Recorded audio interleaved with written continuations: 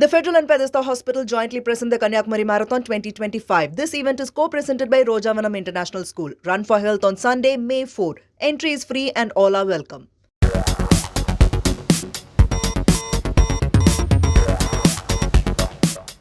Countdown to Bihar elections have begun. In fact, just few months are left, and Congress is trying to revive itself in Bihar. How will it do it? What is the roadmap? We'll try and understand.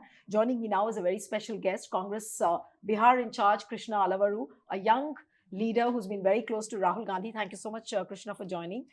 My first question to you, what is the kind of change you are seeing in Bihar since the time you have taken up the charge of the state?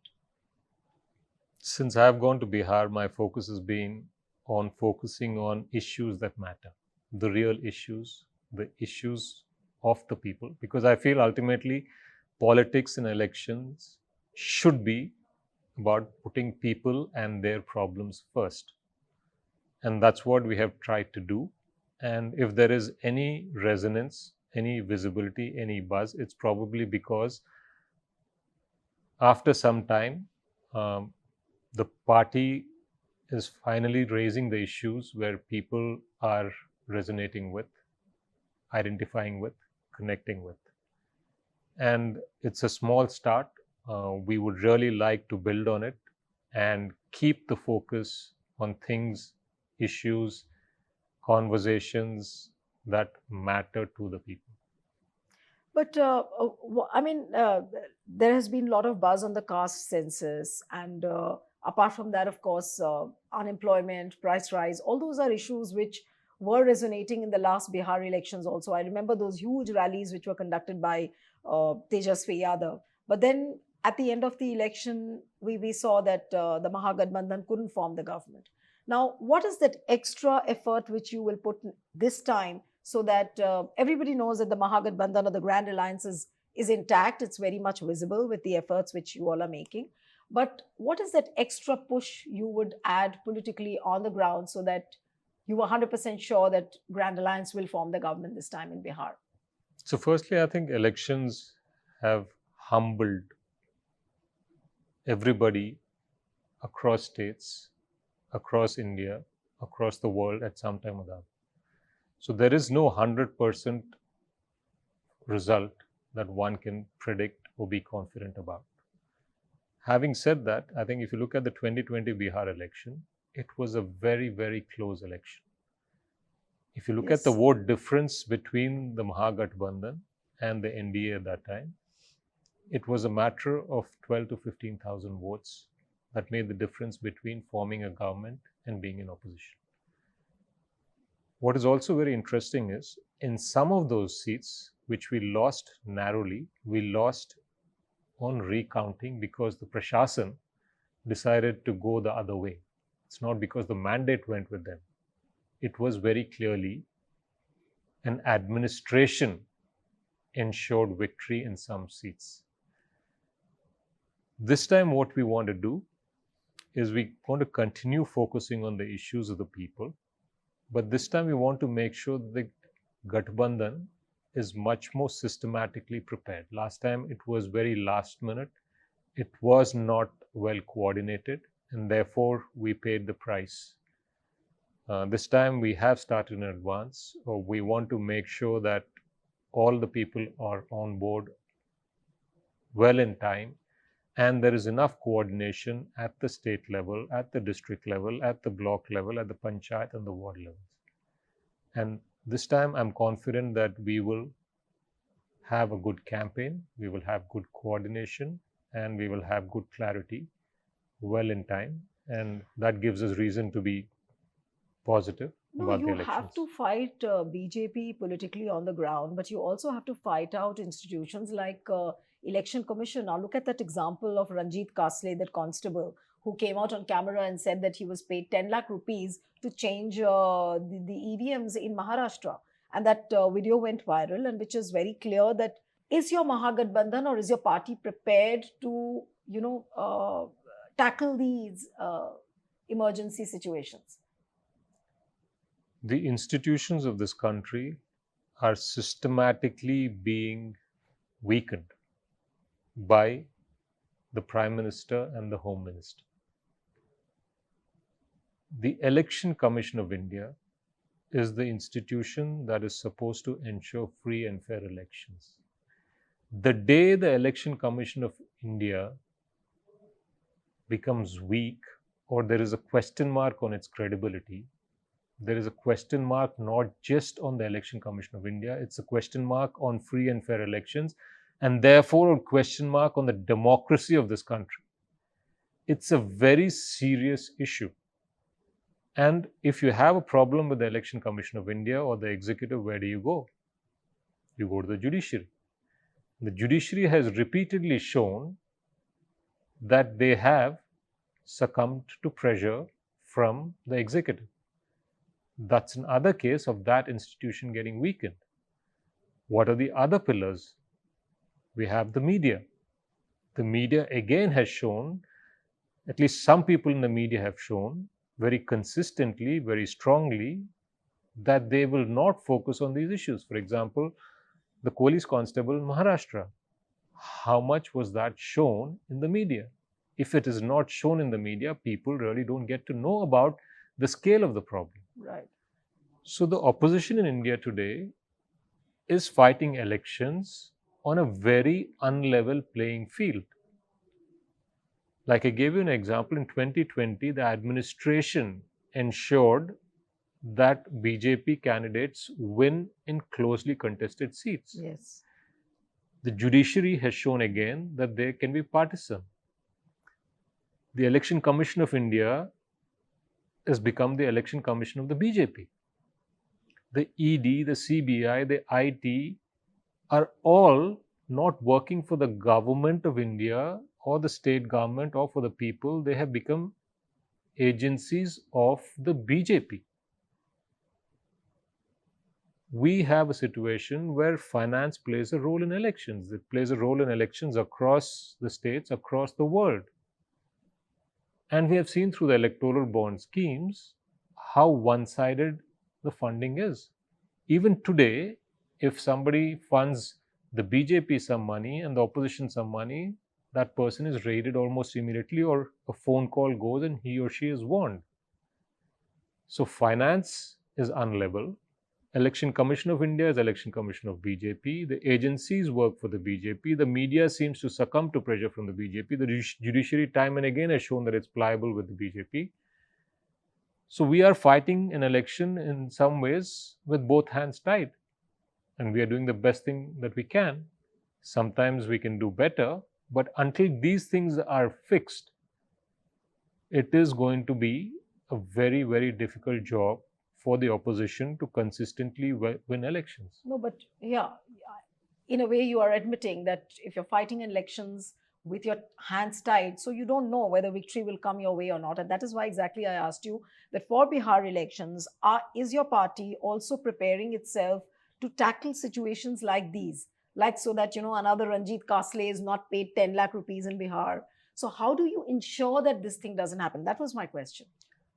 See, if a Ranjit Kasle is paid 10 lakhs, and that's the tip of the iceberg, and Yeah, if I Ranjit agree. Kasle is not acted upon by the people who are supposed to act upon him, and he is not punished, or the people who have paid him are not punished, then what's going to happen in the next state? The people who are going to pay the constables, or the constables who are going to take the money, are going to feel emboldened. So it's going to happen even more blatantly, even more openly, at a larger scale. While we can make efforts, we can take steps, we can be more aggressive in addressing these challenges, there are limitations to how much an opposition can do if the wrongdoers are not being punished. 10 lakh रुपए जिसने दिया constable को, उस पे आपने क्या action लिया? True. That's right. और ये हमारी दिक्कत है. हम निगरानी रखेंगे कि ईवीएम बदले ना, लेकिन क्लोज डोर के पीछे आप पुलिस वाले को ही पैसे दे के करवा रहे हो तो ऑपोजिशन को पता भी नहीं चलेगा. Right. अगर इलेक्शन कमीशन के लोग ही ईवीएम में गड़बड़ कर रहे हैं तो ऑपोजिशन को पता ही नहीं चलेगा. जहां पता चलेगा हम रोकने का प्रयास कर सकते हैं, लेकिन ये जो दीमक है, ये हमारे these termites are now eating into every part of the democratic constitutional structure of this country. And it happens with termite infestations. It first eats up the wood before it becomes visible. Mm. And that is exactly what is happening. And it's not a problem for just the Congress party or for the opposition. It is a problem for every concerned citizen of India. And I would go beyond that to say that it's a problem that if the largest democracy in the world is just a democracy in shell, then the world is going to take a direct turn, probably towards a very fascist type of governance system. That's right. And getting you back to one or two questions related to Bihar, and then I'll move on to the other topic. That what the alliance in Bihar remains intact. You have a very good relation with RJD, but what about declaring Tejasvi Yadav as the face, or maybe somebody from your party, if you're that confident that Congress will win a sizable number of seats? I think in Bihar, our biggest focus is on two things. One is to make sure that the people of Bihar understand the scale of injustice that they have been subjected to. When I say injustice, I just don't mean from a legal system, from a law and order standpoint, I mean it across social, political, economic parameters. We have 28 big states in this country, and Bihar, on most parameters that matter, is either at the bottom 28, 27, or 26. And it's important for the people of Bihar to realize that their situation is worse than most Indian states. And therefore, the question is, why do they accept it? Till when will they accept it? So, the first thing that we want to do in Bihar is to make sure the people understand the level of injustice that has happened with them over time on economic parameters, on social parameters, on political parameters across the board. The second thing that we need to do is assure the people of Bihar that we have a strong agenda, vision, roadmap to make Bihar a better place. So you think that declaring X, Y, or Z as the chief ministerial face months before elections is not going to help the alliance in any way? See, I think what really matters is people have to understand what is happening with them, understand that we as a Gathbandhan have a clear agenda. And then when Face to is declare. not important. I'm not saying it's not important, maybe it is, but I'm saying there is a sequence and there is a Okay. time and a place and a process by which that decision will be taken and announced. Right now, our focus is on ensuring that people realize that their problems are not being addressed, their problems are not being discussed, their problems are not being seen or shown, and then that we have an alternate roadmap, which is a stronger, better roadmap to make Bihar a better state for all the people of Bihar. Once we do these two things, we can go to the next part and see as and when it's necessary. And we are looking at this across in many different ways to realize what is the timing, what is the decision, what is the announcement, and what is the process by which we get there. So we are thinking about all these things. We will come to those questions and we will probably give Bihar some answers when we are ready and when we think the time is right. Right now, our focus is on these two issues and vision. Right. Coming to Pahalgam now, what do you think should be a vociferous demand of the opposition rather than just saying that something tangible should be done by the government? Now, they've come up with some 5 retaliatory measures which they have taken against Pakistan. But they're all symbolic, whether it is suspending the Indus Water Treaty or whether it is the downscaling of the high commissions, whether it is closing down of the Atari border. Now, how much of that is going to help? Everybody knows we anyways didn't have a proper relation with Pakistan. So all that is very, very symbolic. But we need some very strong answers. And how will the opposition step up that pressure on the government? at this point of time. And Congress being a principal opposition party, there are a lot of expectations from your party as to what you're going to speak to the government about. Pahalgam is a very unfortunate incident. Any place where innocent people are shot down in such a merciless fashion is condemnable and is very unfortunate and sad. Having said that, what we should realize is that Pahalgam is not the first time this has happened. This has happened in Kashmir over 400 times in the last few years. Over 400 times in the last few years. And both security personnel and innocent lives, more than 1,000 people have lost their lives. So, what this tells us is whether it's Pahalgam, whether it's Pulwama, or whether it's those many unnamed incidents, there is no plan, there is no strategy to prevent these incidents from happening. After something big happens, there is some symbolic activity done. It does not prevent the next big attack. And this is a failure from the highest levels of the government, because Kashmir is directly being overseen by the Prime Minister and the Home Minister. And if they're repeating the same formula and getting the same results, then we don't see any hope of it changing. So, firstly, they should take responsibility and resign. That's the first demand. The second demand is that there has to be concrete action.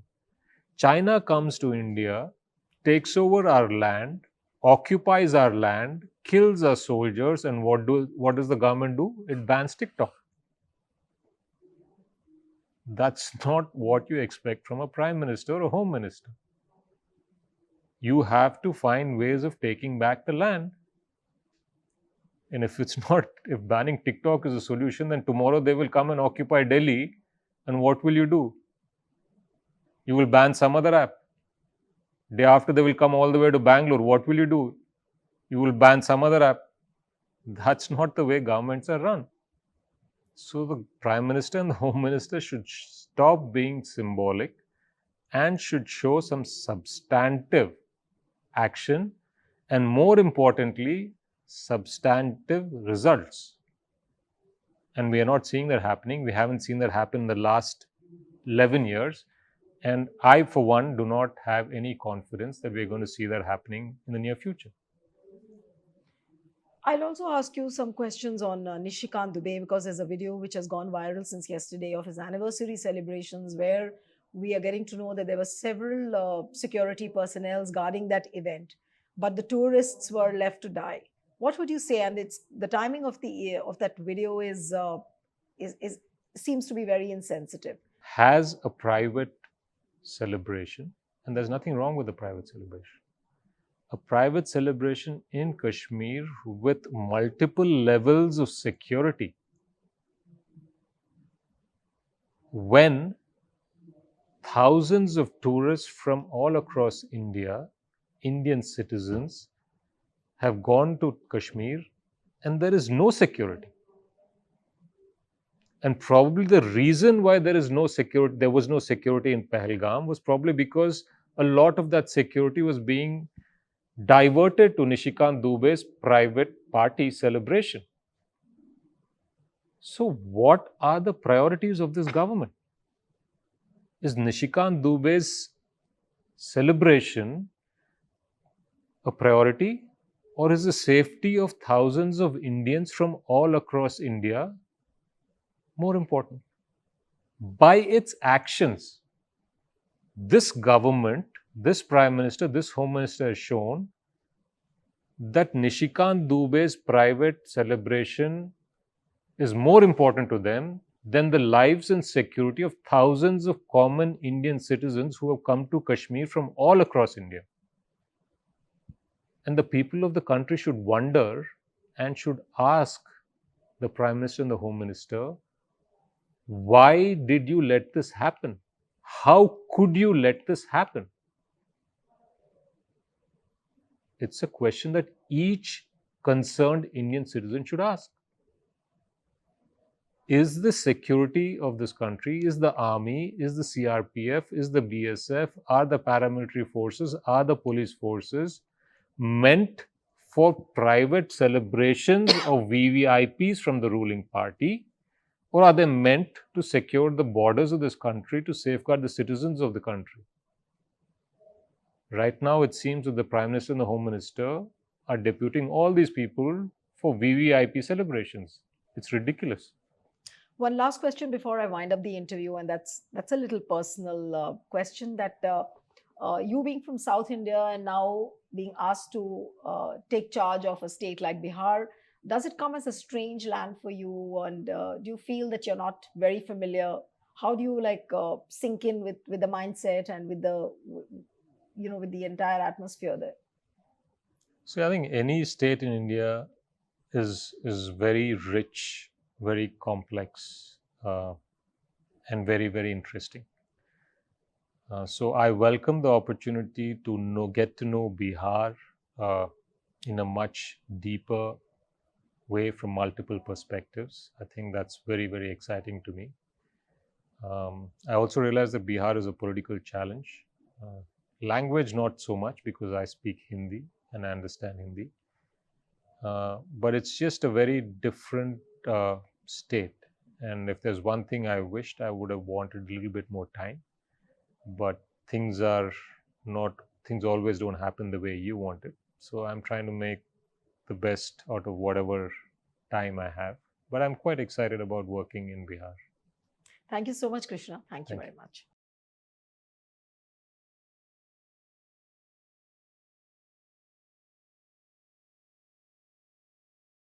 The Federal and Bethesda Hospital jointly present the Kanyakumari Marathon 2025. This event is co-presented by Rojavanam International School. Run for Health on Sunday, May 4. Entry is free and all are welcome.